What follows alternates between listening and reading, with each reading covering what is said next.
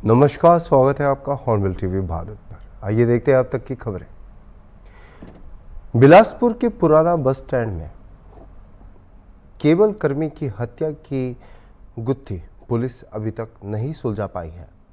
तो वहीं गुरुवार को पुराना बस स्टैंड से इमली पारा जाने वाली सड़क पर मौजूद नाली में एक और लाश मिली है, जिसकी पहचान फिलहाल नहीं हो पाई। मृतक के शरीर पर चोट के निशान की वजह से आशंका जताई जा रही है कि उसकी भी हत्या हुई है। एक दिन पहले चकरभाटा तालाब में भी इसी तरह की संदिग्ध लाश मिली थी। खास बात यह है कि हत्या के यह सभी मामले अनसुलझे हैं अभी तक, और तो वहीं विपक्ष लगातार इन्हीं मुद्दों को लेकर सरकार पर हमले कर रही है। गुरुवार को भी एक और लाश मिलने से पुलिस की चुनौती बढ़ती नजर आ रही है। लाश मिली है, किसकी लाश है, क्या लग रहा है प्रथम दृष्टया, कहाँ से ये लाश है? इमलीपारा बजरंग कॉम्प्लेक्स के पीछे एक नाले में एक डेड बॉडी मिली है, जो अज्ञात व्यक्ति की प्रतीत हो रही है। अभी किसी प्रकार की जान पहचान नहीं हो पाई है। और प्रथम दृष्टया यहाँ पर गणेश की मूर्तियों का वो लगा हो, टेंट लगे हुए हैं। प्रथम दृष्टया देखने से ऐसा प्रतीत होता है कि बॉडी कहीं से बह के आई है और अभी उसको निकलवाकर आगे की वैधानिक कार्रवाइयाँ की जा रही हैं। क्या थाना क्षेत्र में कोई गुमशुदगी की रिपोर्ट ऐसी दर्ज हुई हो या किसने यहाँ पे सूचना दी? इस संबंध में बॉडी को देखने के बाद तस्दीक कर आगे की कार्रवाई की जाएगी। ठीक।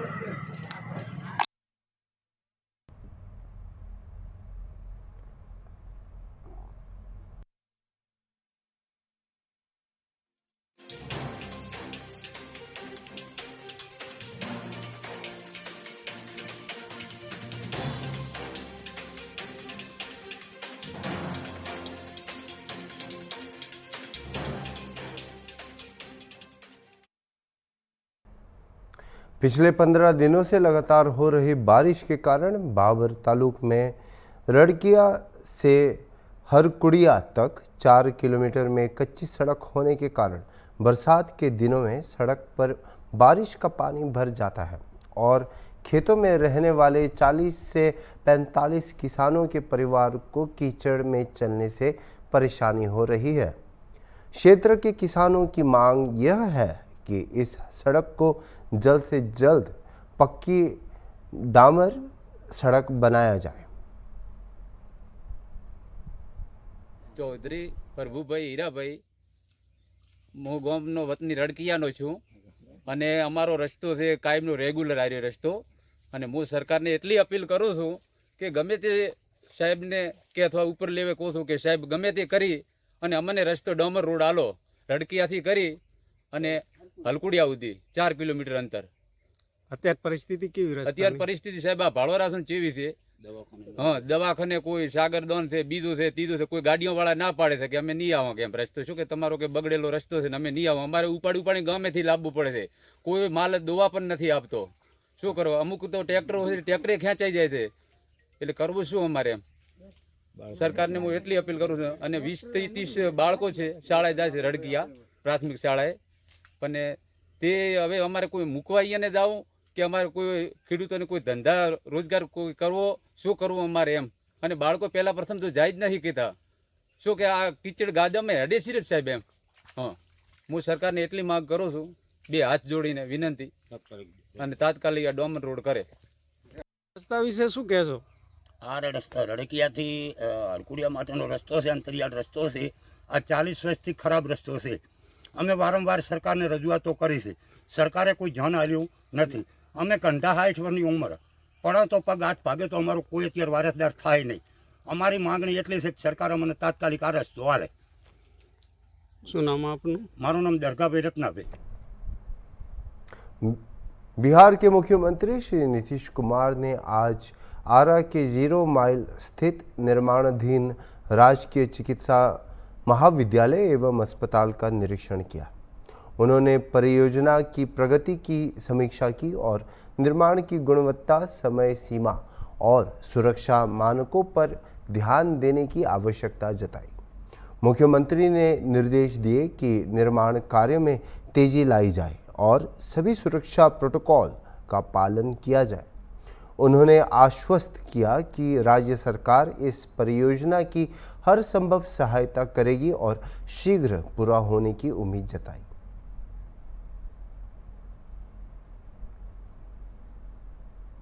समाजवादी पार्टी सुप्रीमो अखिलेश यादव के उस बयान पर जिसमें उन्होंने कहा था कि 2027 में गोरखपुर में बुलडोजर की कार्रवाई होगी, इनके इस बयान के बाद सीएम योगी आदित्यनाथ ने लोक भवन में आयोजित नियुक्ति पत्र वितरित कार्यक्रम में पलटवार करते हुए 2017 से पहले यूपी में समाजवादी पार्टी को भेड़ियों का आतंक करार दिया।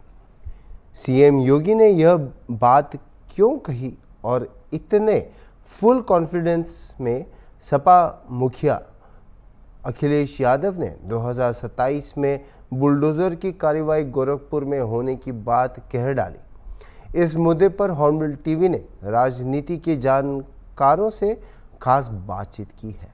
आइए सुनते हैं। उत्तर प्रदेश की सियासत में इन दिनों बाबा का बुलडोजर चर्चा में है। उसकी वजह यह है कि मुख्यमंत्री योगी आदित्यनाथ ने एक कार्यक्रम में कहा था कि 2017 से पहले जब सरकारी नौकरी निकलती थी तो भेड़ियों का आतंक था, यानी कि जो भेड़िया इस समय बहराइच, सीतापुर या और जिलों में जो भेड़ियों का आतंक है, उसको लेकर मुख्यमंत्री ने सपा पर सीधा निशाना साधा था कि 2017 से पहले जब सरकारी नौकरी निकलती थी भेड़ियों का आतंक था, लूट मचती थी, सरकारी नौकरियों में बोली लगती थी। इस बात को लेकर समाजवादी पार्टी के मुखिया ने भी पलटवार किया था। उन्होंने कहा था कि 2027 में जब उनकी सरकार होगी तो बुलडोजर का रुख गोरखपुर की ओर होगा। इस मुद्दे पर हम बात करेंगे। हमारे साथ तमाम लोग मौजूद हैं, राजनीतिक समीक्षा के, उनसे बात करेंगे। सर, क्या नाम है आपका? अमरेंद्र सिंह। सर, जिस तरह से अखिलेश यादव, समाजवादी पार्टी के मुखिया अखिलेश यादव ने कहा था, एक बयान दिया था, उन्होंने कहा था कि 2027 में जब उनकी सरकार आएगी तो ये जो बाबा का बुलडोजर है, यानी बुलडोजर है, उसका रुख गोरखपुर की होगा। उसी के जवाब में मुख्यमंत्री ने कल नियुक्ति पत्र वितरित कार्यक्रम में कहा था कि 2017 से पहले यहाँ भेड़ियों का आतंक था। सीधे तौर पर उन्होंने सपा पर निशाना साधा था। क्या कहना चाहेंगे आप? जैसे पहले 2 क्वेश्चन हो गए आपके, तो पहला क्वेश्चन तो आपका यह है कि जो अखिलेश यादव जी ने बयान दिया बुलडोजर बाबा पे अखिलेश यादव जी ने बयान दिया अपना कि 2027 में अगर हमारी सरकार आती है तो बुलडोजर जो है गोरखपुर में चलेगा। तो पहले तो हम आपको इसका उत्तर देते हैं। इसमें जैसे यह है कि अखिलेश यादव जी का जो बयान है, इसको हम इस स्तर पे देखते हैं कि ये विद्वेष भावना बस बोला गया है। बाबा का बुलडोजर जो चल रहा है वो किसी विद्वेष भावना या दुश्मनी की वजह से नहीं चल रहा है, बल्कि उन लोगों के ऊपर चल रहा है जिन्होंने लूट घसोट और एकदम यूपी को अराजकता से भर दिया था। उन लोगों के खिलाफ बाबा का बुलडोजर चल रहा है। आपको ये भी स्पष्ट कर दूं कि बाबा का बुलडोजर ऐसे नहीं चल जाता है कि किसी ने अराजकता की, किसी ने गलत काम किया, किसी ने रेप किया, किसी ने मर्डर किया और उसके ऊपर सीधे बाबा जी का बुलडोजर चल जाए। ऐसा नहीं है कि उसका घर सीधे गिरा दिया जाता। जैसे अभी 2-3 दिन पहले समाचार पत्रों में और उसमें मीडिया में भी आया था, हाई कोर्ट ने एक उस पर वो जारी किया था। हाई कोर्ट ने कहा था कि किसी भी ऐसे व्यक्ति को जो दोषी है उसके घर को सरकार सीधे नहीं गिरा सकती है। सरकार, ये हाई कोर्ट की ये टिप्पणी थी। तो बाबा जी का बुलडोजर ऐसे नहीं चल रहा है कि किसी ने अराजकता की, किसी ने मर्डर किया, किसी ने कोई ऐसा अराजक काम किया और उसके ऊपर सीधा बाबा बुलडोजर चला रहे हैं। बाबा ये का बुलडोजर जो चलता है वो ये चलता है किसी ने कोई ऐसा काम किया, गलत काम किया, या किसी ने मर्डर किया या किसी ने रेप किया, उसकी जो ऐसी संपत्तियां हैं जो अनैतिक हैं, जो जिनका लीगल नक्शा नहीं पास है, जिसका इस तरीके से है, जिसमें कमियां हैं, उसमें बाबा का बुलडोजर चलता है। मैं बात को आप काटूंगा अभी। आप जिस तरह कह रहे हैं, खुद ही बता रहे हैं, सुप्रीम कोर्ट ने एक आदेश दिया है कि अब जो भी आरोपी होता है उनकी संपत्ति पर बुलडोजर की कार्रवाई नहीं होगी। बुलडोजर की कार्रवाई को लेकर लगातार विपक्ष सरकार पर निशाना साधता रहा है। एक न्यायिक प्रक्रिया होती है, न्याय के तहत ही जो अपराधी उस पर कार्रवाई की जाती है, लेकिन उसमें जो उनके परिवार का क्या कसूर होता है। और यही वजह है कि शायद सुप्रीम कोर्ट ने भी वहीं पर ये दलील दी गई थी कि परिवार वालों का क्या दोष है। और ये अक्सर ये विपक्ष भी लगातार निशाना साधता रहा है कि बुलडोजर की कार्रवाई वो एक द्वेष भावना से हो रही है, एक पॉलिटिकल लोगों के खिलाफ हो रही, जो विशेष लोगों के खिलाफ हो रही, और यही वजह कि सुप्रीम कोर्ट को भी सामने आना पड़ा कि अब इस तरह की कार्रवाई नहीं होगी।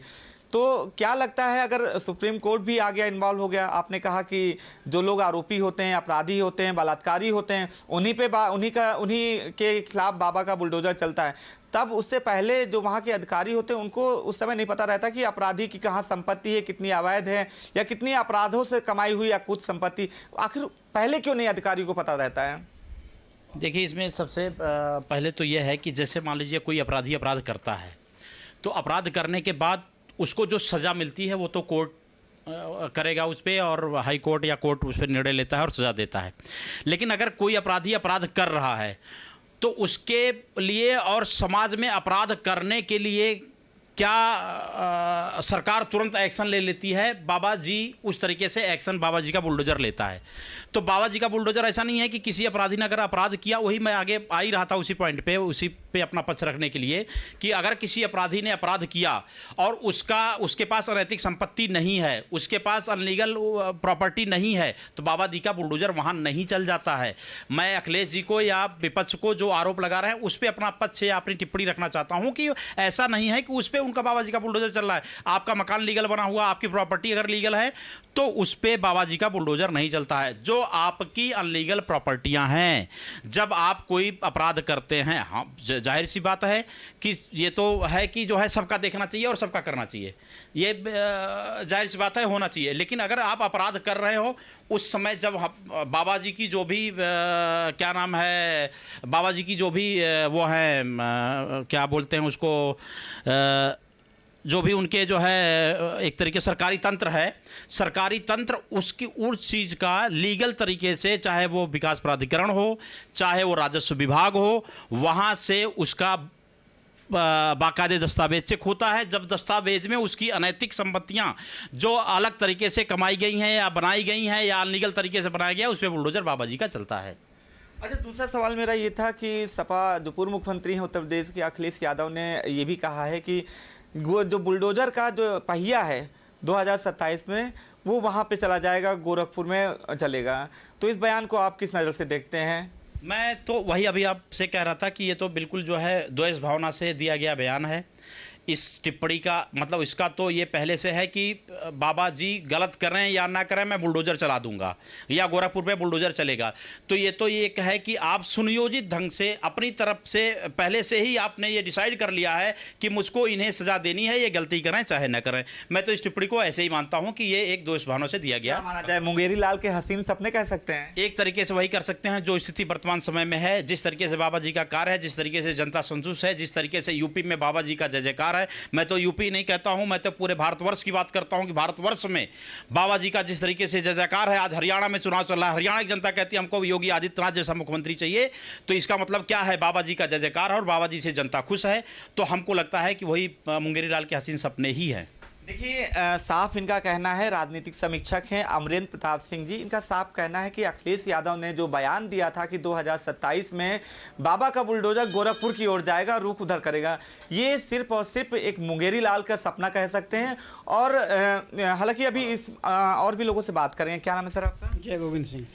जय गोविंद जी, अभी आपने सुना, आप भी एज ए राजनीतिक समीक्षक, जिस तरह का भाषा का इस्तेमाल किया जा रहा है कि अभी अखिलेश यादव जी ने कहा है कि जो बुलडोजर है, बुलडोजर की कार्रवाई 2027 में गोरखपुर में चलेगी, चिन्हित लोगों पर चलाया जाएगा गोरखपुर। इसको किस वे में न देखते हैं आप? देखिए, बाबा जी एक ऐसे मुख्यमंत्री हैं न जिसको एसी की ज़रूरत है, न जिसको लग्जरी घर की ज़रूरत है। आप देख लो उनकी कंडीशन क्या है, कैसे हो रहते हैं। तो वो कौन सी अनैतिक कमाई कर रहे हैं कि उस पर आप बुलडोजर चला दोगे? ये तो एक तरीके से मतलब एक देश की भावना से ये उत्तेजित होकर के बयान दिए हैं, समझ गए? उनके पास क्या गिराएंगे? मठ गिरा देंगे। मठ में कौन सा, ये आज का तो बना है नहीं। बाकी इनकी गोरखपुर में कौन सी प्रॉपर्टी है? कोई प्रॉपर्टी है? आज तक तो कहीं मीडिया में या पेपर में या किसी कॉन्फ्रेंस में ये नहीं कोई बता पाया कि बाबा जी की कोई प्रॉपर्टी है अनलीगल। तो क्या गिरा देंगे? क्या बुलडोजर चलाएंगे? नहीं, तो अखिलेश यादव ये कह रहे थे जिस तरह से यानी भारतीय जनता पार्टी की सरकार में बुलडोजर की कार्रवाई हुई है, वो बुलडोजर की कार्रवाई को लेकर बोल रहे थे कि गोरखपुर में 2027 में बुलडोजर की कार्रवाई वहां होगी। तो इस बयान पे आप क्या मानते? मैं उनकी बात नहीं, मुख्यमंत्री जी के लिए नहीं कहा, और लोगों के लिए उन्होंने कहा। क्या लगता है 2027 में समाजवादी पार्टी की सरकार बनने जा रही है? नहीं, ये संभव नहीं है। और मैं बता दूं कि कोई पार्टी ये नहीं कहती है कि नहीं हम गवर्नमेंट नहीं बना पाएंगे। ये तो सबका सोचना है, बशर्ते कौन आएगा कौन नहीं आएगा ये मैक्सिमम लोगों को पता है। और बीजेपी के अलावा दूसरी कोई पार्टी नहीं आने वाली है। ये अपनी इज्जत बचा लें, इनकी अब दोबारा ये जब चढ़ेंगे तो इनकी जमानत जब्त हो जाएगी। मैं हकीकत बता रहा हूँ। दूसरी चीज़ है कि जो ये कह रहे हैं कि देखिए दिमाग में क्या था हो, ये बाबा जी की जो ये बता रहे हैं यहाँ। अच्छा सुनिए, देखिए इनका साफ कहना है जिस तरह से जो कार्रवाई हो रही, बुलडोजर की कार्रवाई हो रही, बाबा का डंका यूपी में ही नहीं पूरे देश में बाबा का डंका और बाबा के बुलडोजर की मांग है। और यही वजह है कि जिन राज्यों में चुनाव भी हो रहे हैं वहाँ की भी जनता की पहली पसंद मुख्यमंत्री योगी आदित्यनाथ हैं। रही बात सुप्रीम कोर्ट के आदेश या बाबा के बुलडोजर की कार्रवाई को लेकर, मुख्यमंत्री जी ने भी साफ कर दिया था, यानी योगी आदित्यनाथ ने भी साफ कहा था कि बुलडोजर की कार्रवाई उन्हीं पे होगी जो अपराधी होंगे, बलात्कारी होंगे, जो अपराध से अर्जित धन होगी या सरकारी भूमि पे जिन्होंने कब्जा कर रखा है, उन्हीं पर बुलडोजर की कार्रवाई हुई है और होती भी रहेगी। रही बात सपा सुप्रीमो अखिलेश यादव के इस बयान की, जिससे उन्होंने कहा था कि 2027 में बुलडोजर का रुख गोरखपुर में होगा, तो जैसा कि इन्होंने कहा वो सिर्फ और सिर्फ एक मुंगेरी लाल के हसीन सपने हैं। और 2027 में एक बार फिर से यूपी में भारतीय जनता पार्टी की सरकार बनेगी और मुख्यमंत्री योगी आदित्यनाथ ही होंगे। वीडियो जर्नलिस्ट अनिल सैनी के साथ Anup Chaudhary, Hornbill TV, Lucknow. Lucknow Metro Corporation के 7 वर्ष पूरे होने के उपलक्ष्य पर यूपीएमआरसी ने हजरतगंज मेट्रो स्टेशन पर समारोह का आयोजन किया। 5 सितंबर 2017 को Uttar Pradesh metro rail corporation ने लखनऊ में ईस्ट कॉरिडोर के संचालन को शुरू किया था, जो शहरी परिवहन में महत्वपूर्ण योगदान के रूप में उभरा है। आज 7वीं वर्षगांठ के अवसर पर यूपीएमआरसी के निदेशक सुशील कुमार ने हॉर्नबिल टीवी से खास बातचीत में मेट्रो से जुड़े लोगों को बधाई दी और लखनऊ वासियों के निरंतर समर्थन के उनका धन्यवाद किया। साथ ही बताया कि किस तरह से लखनऊ में मेट्रो के 7 साल पूरे हुए और अब तक मेट्रो 10 करोड़ यात्रियों को सफ़र करवा चुका है। सुनिए और क्या कुछ यूपी मेट्रो कॉरपोरेशन के एमडी सुशील सिंह ने कहा है। यूपीएमआरसी आज लखनऊ में मेट्रो को 7 साल पूरे होने की खुशी में मेट्रो समारोह का आयोजन किया गया है। मेरे साथ में डायरेक्टर हैं सुशील जी। सुशील जी, सबसे पहले आपका बहुत स्वागत है। आज सफलतापूर्वक 7 साल आप लोगों ने लखनऊ में मेट्रो के कंप्लीट किए हैं, किस तरीके का माहौल है, क्या महसूस कर रहे हैं? सबसे पहले तो मैं सुशील कुमार, मैनेजिंग डायरेक्टर, आप सब लोगों का उत्तर प्रदेश मेट्रो में स्वागत करता हूं। आज मेट्रो परिचालन के पूरे 7 साल हुए हैं और पिछला 1 साल भी हमारे लिए बहुत बड़ा गरिमामय वर्ष रहा है, जहां पर हम लोगों ने आगरा मेट्रो में सिर्फ 1 साल 11 महीने में अंडरग्राउंड में मेट्रो बना करके दी है, जो कि एक विश्व कीर्तिमान है। उससे पहले कानपुर मेट्रो में हम लोगों ने 2 साल 2 महीने में, और उससे पहले लखनऊ में 3 साल में मेट्रो शुरू की थी। तो हर बार भारत में सबसे तेज़ मेट्रो बनाने का कीर्तिमान बना करके और उसको हर बार हम ही लोगों ने तोड़ा है। तो आज वो सेलिब्रेशन का दिन था। लास्ट ईयर पैसेंजर सेटिस्फेक्शन के लिए भारत सरकार द्वारा सर्वश्रेष्ठ मेट्रो का पुरस्कार भी उत्तर प्रदेश मेट्रो को दिया गया था, और Vishwakarma award for best metro construction के लिए भी मिला था लास्ट ईयर। तो हम लोग कोशिश कर रहे हैं कि नए ऊंचाइयां ये ऑर्गेनाइजेशन छुए। अभी छोटा ही ऑर्गेनाइजेशन है, महज 7 साल हुए हैं और बहुत आगे बढ़ने की तमन्ना है। इस साल जो हमारा ट्रेनिंग इंस्टीट्यूट है, जिसको हम सेंटर ऑफ एक्सीलेंस कहते हैं, उसको सीडीसी की तरफ से चिन्हित किया गया है, अवार्ड दिया गया है। और वो शायद इस वजह से भी है कि पिछले साल हम लोगों ने जो डीबी जर्मनी की टीम है उसके लोगों को अपने लखनऊ के ट्रेनिंग सेंटर में ट्रेनिंग दी थी। तो हम लोग धीरे धीरे आगे बढ़ रहे हैं। जितने लोग हमारे यहाँ सामान छोड़ के जाते हैं और उसको वापस कर सकें, ये एक बहुत बड़ा ध्येय हमारा रहा है। उस पर बहुत एफर्ट करते रहे हैं और इस साल अभी तक हम लोग करीब 41 लाख रुपए कैश पिछले 7 साल में लोगों को वापस किए हैं। और जो ज्वेलरी चेन और अंगूठियां वो अपने पर्स में छोड़े आते हैं और वो पर्स यहाँ भूल जाते हैं, वो उस सोने की कीमत भी करीब 30 लाख के ऊपर है। तो ये जो प्रण लिया हुआ है कि यहाँ पे वुमेन एम्पावरमेंट भी करना है, करीब 32% के करीब हमारे पास एम्प्लॉई हमारी वुमेन है। जो ट्रेन चलाने वाला स्टाफ है उनमें से करीब 40% गर्ल्स हैं। तो ये एक प्राउड मोमेंट है हमारी ऑर्गेनाइजेशन के लिए कि हम लोगों ने अभी कुछ दिन पहले 10 करोड़ यात्री जो है लखनऊ मेट्रो में ट्रैवल कर चुके हैं जब से मेट्रो शुरू की है। तो इस अवसर पे मैं सारे लखनऊ वासी, कानपुर वासी और आगरा वासी, जहाँ पे हमारी 3 जगह मेट्रो चल रही हैं, उन सबका भी धन्यवाद देना चाहता हूँ। उनके सहयोग से ही हम लोग यहाँ तक पहुँच पाए हैं। बहुत जैसा कि अभी आपने बताया कि 3.5 साल लग गए लखनऊ में तैयार करने में, और 1.5 साल में भी आपने आगरा में भी मेट्रो चल चुकी है, 2.5 साल में। तो ये कितना सर चैलेंजिंग रहता है, कैसे आप लोग ये रोड मैप तैयार करते हैं, क्योंकि बड़ी एक सिचुएशन ख़राब हो जाती है अंडरग्राउंड में इस तरीके से मेट्रो स्टेशन को रेडी करना? जी, ये बहुत डिटेल में प्लानिंग की जाती है और कॉन्ट्रैक्टर्स को और कंसल्टेंट को, इंजीनियर्स को साथ में लेके चलना है। बट सबसे बड़ा जो सफलता का मंत्र है वो है कि हम इस तरीके से प्लानिंग करने के बाद उसको हर मंगलवार को आधा दिन उस पर बैठ के रिव्यू करते हैं कि कैसे उसको और तेज़ किया जाए, क्या नए तरीके अपनाए जाएं, क्या टेक्नोलॉजी में चेंज किया जाए, क्या स्कीम में चेंज किया जाए। शायद ये उस वजह से है। एक सिंगल सबसे बड़ा रीज़न जो है वो यही है कि हम लगातार परियोजना को मॉनिटर करते हैं और उसमें रोज़ हर हफ्ते चीज़ लाने की कोशिश करते हैं जिससे कि प्रोजेक्ट जल्दी से जल्दी हो सके। सर 5 सितंबर 2017 को ये शुरू हुआ था लखनऊ में पहला कॉरिडोर रोड, ईस्ट कॉर्ड। अब आप लोग सेकंड फेज़ की तैयारी में भी हैं, बीच में कई उतार चढ़ाव है, लॉकडाउन भी लग गया, काफ़ी मुश्किलों के बाद मेट्रो ने जो है जो उसका बजट था उसमें से अपनी खुद खर्चा निकाला, एक तरीके से कहा जा सकता है। तो अब ये सेकेंड फेज़ आ रहा है, तो इसको किस तरीके से आप लोगों ने रोड मैप तैयार किया है और इसको कैसे पब्लिक से कनेक्ट करेंगे?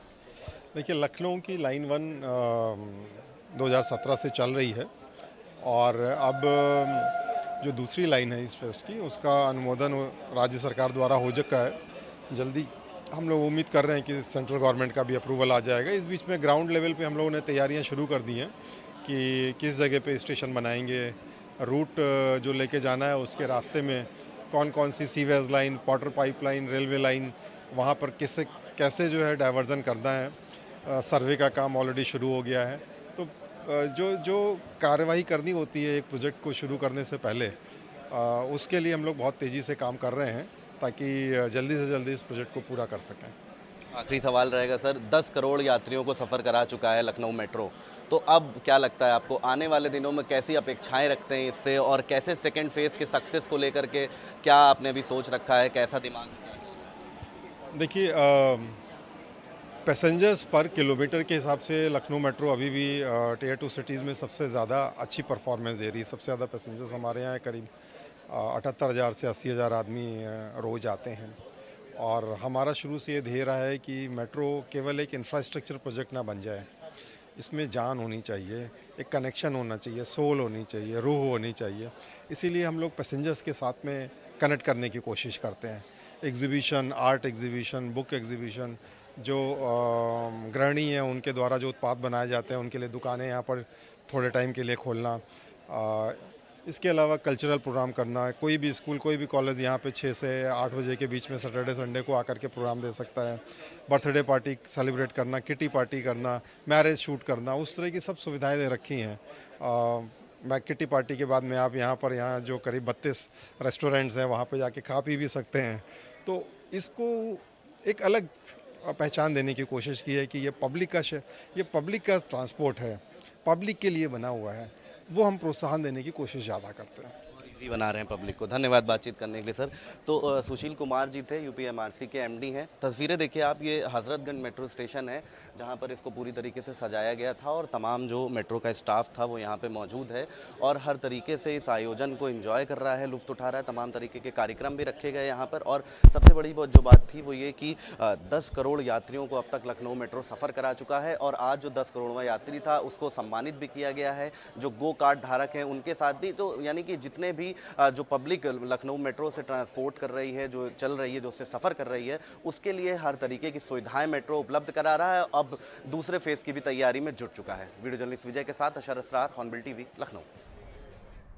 अभी के लिए इतना ही और खबरों के लिए आप देखते रहिए हॉर्नबिल टीवी।